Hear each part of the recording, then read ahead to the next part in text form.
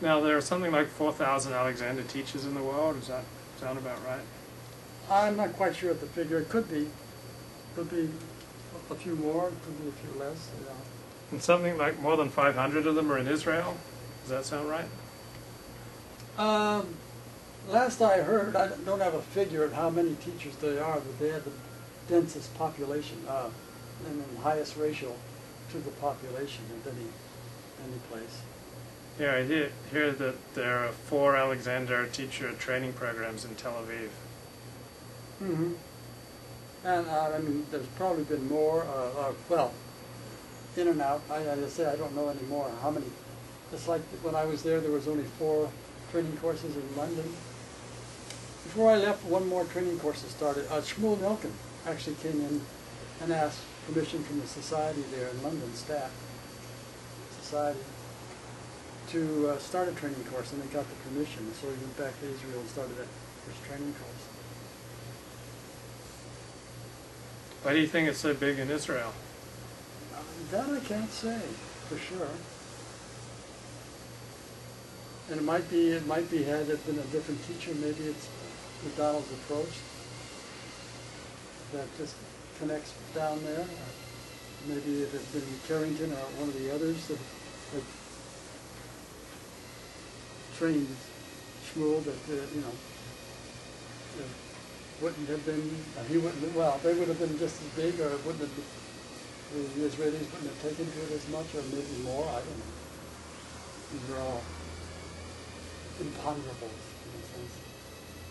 So what effect did it have on you doing 3 years in Patrick's school?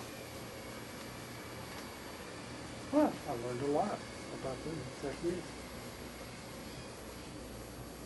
Perhaps other courses might have been stronger in certain other areas. We learned a lot about working with the hands. We were very confident in working with the hands. Other courses maybe give us certain confidence, but I think Walder and so forth, we had perhaps a little more philosophical approach to the whole thing. Perhaps gave more of a training in terms of, as a business, setting up and establishing a business and stuff like that. Did Patrick teach you a lot about marketing? Not at all. Not at all. So did you stay on in England after you graduated, or did you come back to Los Angeles? I came back. And I wish I had stayed longer, but I didn't know I came back. And how was it starting a private practice to teach Alexander technique? Well, again, I was fortunate in that sense. At that time, there was still the Me generation going on, and I got in touch with Judith, who gave me her teachers, her waiting list. Wow. To work from, and I got about 4 or 5 people right off of that, and then because she was very busy at that time, she would send other people to me. I was the only new teacher in town in Santa Monica, in that area. So I got a lot of people. I was very busy right away, the first year. Then, about 6 months later, Lynn came to town, but she was in the valley. And then more came in after that from San Francisco. That training course started the year after I went to London.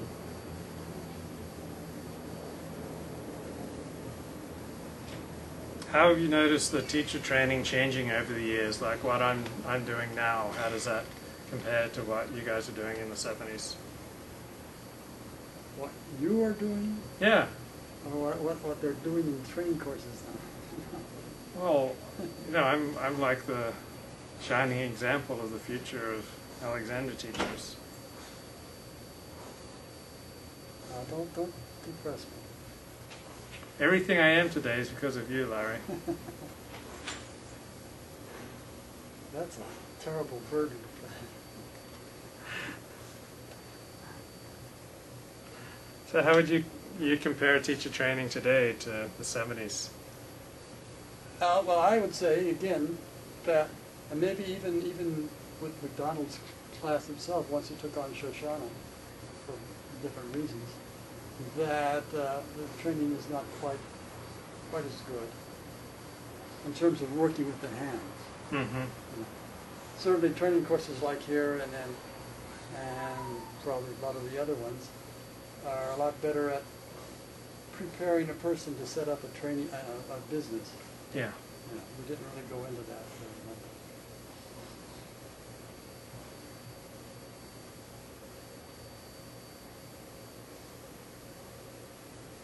What kind of people do you find get the most benefit from Alexander technique lessons and are the most open? Is there any type? As a general rule, just very general, I'd say women more than men. You know, there's more teachers than women than men. Yeah. They tend to be more open. You're more apt to meet a man, in part to learn the technique. You've got to give up control. Yeah. You know, give up one control to learn a different control. Yeah. And that's very hard for some men. It's, you know, and some women too. It's almost impossible.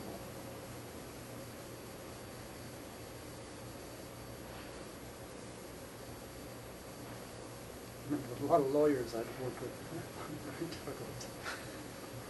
Not all, but a lot of them.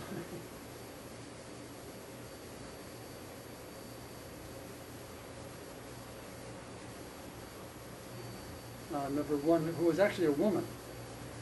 She was a lawyer, but had been a lawyer, trained as a lawyer, but then didn't like it, so she went back and trained in the sciences. And what she was doing right at that time when she was seeing me was, I'm not sure exactly where it was going, but she was implanting electrodes in the brains of monkeys for experimental reasons, obviously. So can you explain what we've been doing the last 30 minutes in the chair? Like, what's the purpose? What are we working on? What I'm trying to do here, the purpose is to try and teach you, get you to a state where you tend to direct yourself up, where you, as we say, lengthen and widen. You release the unnecessary tension in your neck, and let your head go forward and up there in a way that can help lengthen and widen here to the back. If you do that, and if I come along here, then you'll tend to come up there. Now, see, you still tend to tense brace those with shoulders. my, yeah. Am I the best student you've ever had? Not by light year.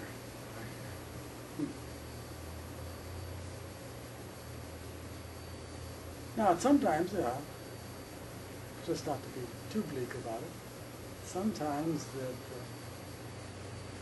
someone that for which it comes too easy doesn't make the most progress overall. Someone who has to work harder often will accomplish more or go farther with it. And they'll take too much for granted,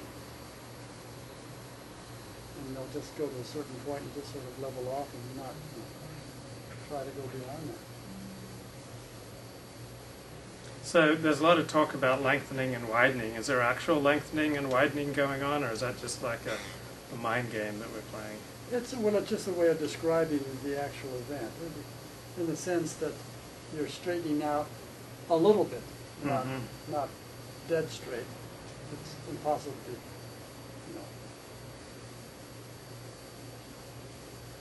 in a perfectly straight line, geometrically straight line. The spine, you just tend to work back towards the more natural curves of the spine. Most people that misuse themselves tend to accentuate the curves and increase the curves in the spine. They're just trying to get them back to a more natural state. In terms of the widening is just releasing the tension back here, so you don't contract into the back in a way that, as we say, narrows it, pinches in on the ribs back here, which impedes their movement in the back. So you get greater freedom throughout the whole of the rib cage, so it can expand and contract in all dimensions, front to back too. So are you optimistic about where the Alexander Technique community is going, or are you crying yourself to sleep at night? Neither. I mean, there's the danger that